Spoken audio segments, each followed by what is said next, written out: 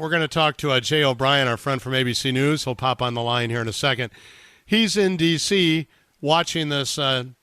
It's a press release story. Essentially, the White House said today that they have cobbled together a voluntary agreement.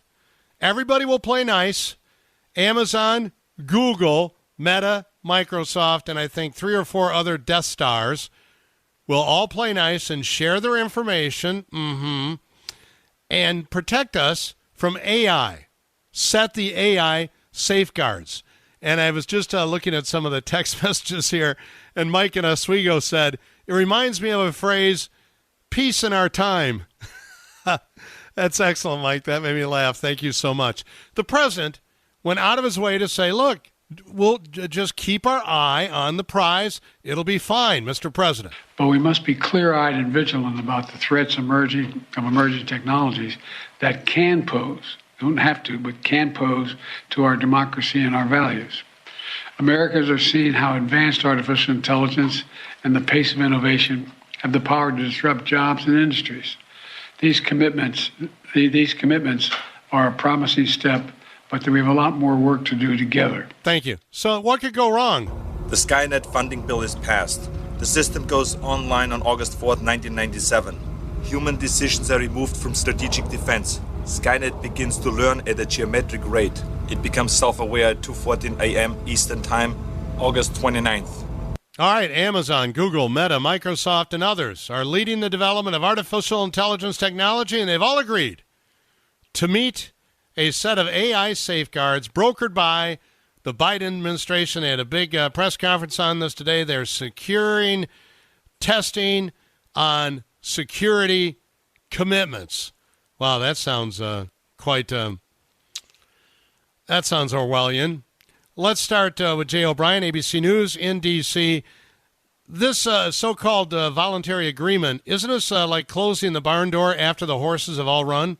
Well, this has been a really tough needle for the administration to try to thread because there's been this acknowledgement that there need to be some kind of safeguards around AI. Congress is working on maybe developing a legal framework for those. It's a really big pet project of Chuck Schumer, who is obviously the majority leader of the Senate, the top Democrat in that chamber, and Democrats control the Senate. It's something that's got bipartisan buy-in in the House as well. But whether something gets through Congress or not, as you know, as I know, that's a very open question. So this is the administration's way of trying to do something now, but it's voluntary, as you said. These are the companies agreeing to take these steps voluntarily with the prodding of the administration, but very much on their own accord. What they're going to do is a number of different things, but it includes allowing outside security testings of their products, sharing data about managing the risks of AI with governments and civil societies and academia, and also, and this is a big one, they're going to try to create a way that acknowledges content that was developed by AI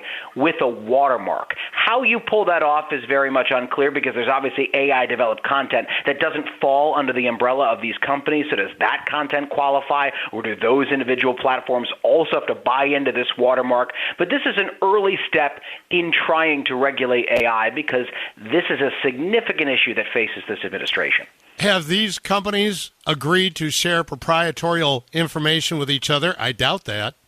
Yeah, and I would doubt that as well. Again, the specs of this deal, the details of it, don't acknowledge that, whether or not they're going to share data with each other. We know they're going to share data about what the White House would refer to as, quote-unquote, managing the risks with the government, with academia, but how they're not going to share how the individual sausage is made behind the scenes there. They're not going to engage in anything that's like anti-competitive. And again, this is totally voluntary. So the terms of this deal had to be sweet enough to get these major tech companies to buy in. This isn't anything they're compelled to do. Jay O'Brien, ABC News in D.C., talking about this new commitment by the Death Stars to give us information on their product. They say they're committed to security testing carried out in part by independent experts who decide who places the independent experts on what panel. I think it's still early in this deal, right? We just got the announcement of it today, and the exact specs of it still getting ironed out very much. The other thing that's interesting here is something that this deal tries to tackle is this idea of AI also being tested on the public. Remember, there has been this overall kind of question as to whether or not AI should be tested on people while it's still being refined. Remember, ChatGPT was very much like that as well. When ChatGPT was rolled out, every person that inputted a question into ChatGPT helped refine ChatGPT. It was very much getting crowd tested on the people who were using it. Now, AI is always going to be like that because with every question, AI gets smarter. But the question that really hung over regulating AI is how much should the public be the original, what you'd call the beta testers of this kind of product. And this deal tries to encourage these AI companies to do a lot of their own testing on their own and not let the general public be the guinea pigs in all of this. And the boogeyman here that the administration is really confronting is social media. Every lawmaker that you talk to on this, including to the administration, Republicans and Democrats alike, will admit that the government missed the boat in regulating social media. And then it got so mammoth that it's hard to put the toothpaste back in the tube, right? It's hard to regulate something that's so big. So this is the government trying to get out early with AI regulations. Again, the specs of it still very much unclear. The specifics of it still undefined. And there are loose regulations because these companies have to buy in themselves. But at least it's something early, is what the administration would tell you. But if we can't dumb down AI now, how can we make the public less gullible? It seems like that's a better initiative. Well, you have got to, and I think there's two different strands of this, right? You've got to, the administration says you've got to regulate these companies now, but also there's only so much regulation you can do because this technology, as you just alluded to, is always improving every day with every breath it takes. So the other side of this, and this is where Chuck Schumer wants to institute some legislation, is not just regulating AI companies, but also trying to educate the public on AI, and not just educate the public, but also educate lawmakers themselves. Schumer laid out this plan where he talks about regulating AI and he talks about leaning into safety, but then like one of the fourth prongs of that plan is educating stakeholders, the public, regulators about artificial intelligence, because I did a piece months ago asking members of Congress, right when ChatGPT was just starting to catch fire, do you know about AI and do you know enough about it to regulate it? And every single member of Congress told me, no, I don't. One member said the short answer is no. The long answer is heck no. So their level of knowledge on this has improved slightly. They are getting briefings, but it hasn't improved a bunch.